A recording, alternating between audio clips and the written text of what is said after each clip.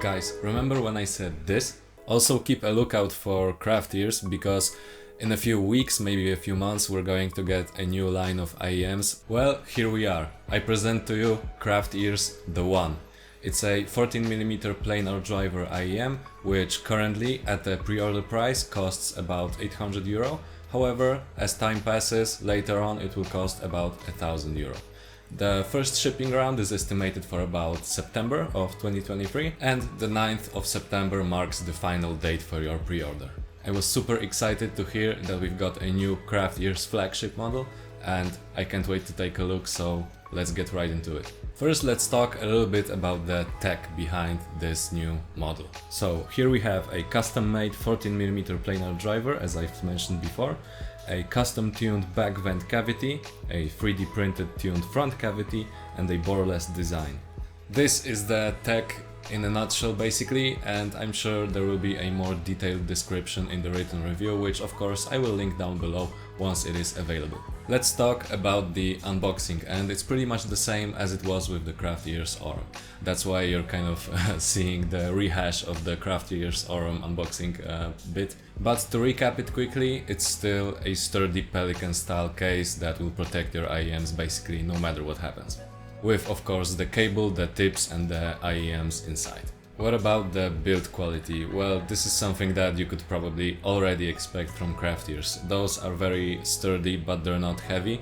They are quite a bit smaller than the Aurum, and as you can see, the design on those is absolutely beautiful. But I've always considered Craft Ears to absolutely nail it basically anytime they're designing an IEM with their kind of flashy designs. So I'm totally glad to see that another model of theirs is a success in that department. Now, of course, let's finally get to the sound, and let me begin by talking about the sound overall. And I must say, this is a perfect complement for the Aurum on like the flagship pedestal.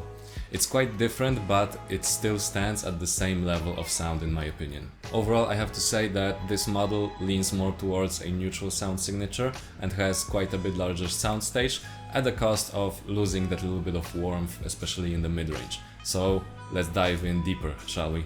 The bass in these is quite strong, and I would even argue that it is a little bit stronger than it is with the Aurum. Despite its strength, it's very controlled, even more so than the other Craft Ears models, but I guess that's also kind of a thing you could expect from a planar magnetic driver. The bass here is very solid, and I think it is a little bit more punchy and a little bit more present than it is with the Craft Ears Aurum. But despite its quite large strength and quite large size, it is very well controlled even in comparison to some other Craft Ears models. The amount of control that these have in the bass, despite its quantity, allows all the other facets of the sound to kind of shine as well.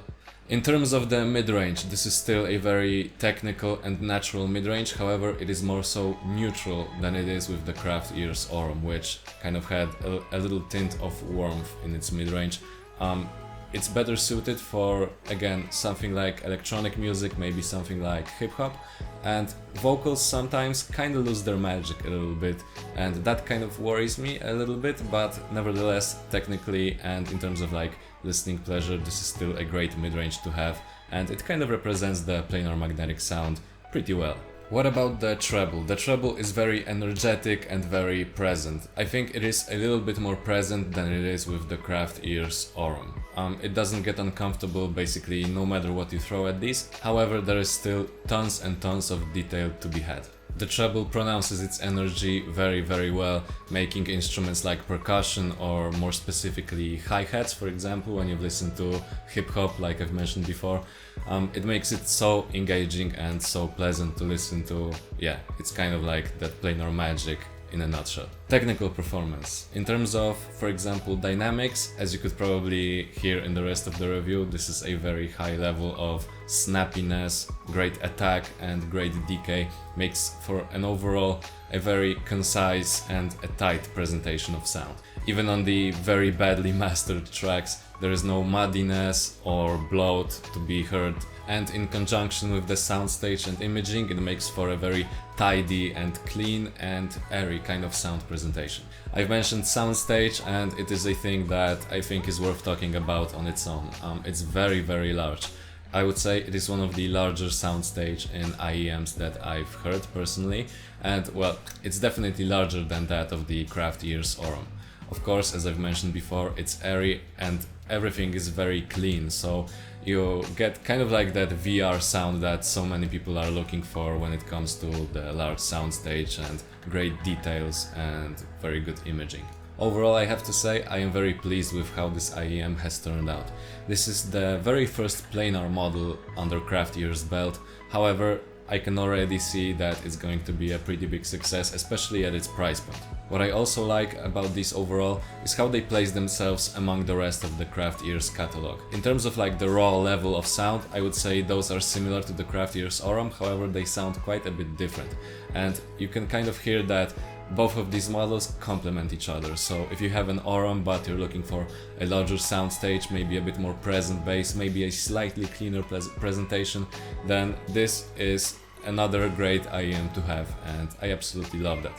I don't often say that, but Craft Ears kind of makes me proud to be Polish as well. If this is the direction Craft Ears is heading, then I'm sure there is lots of success for them ahead, and I encourage you to try those out for yourself.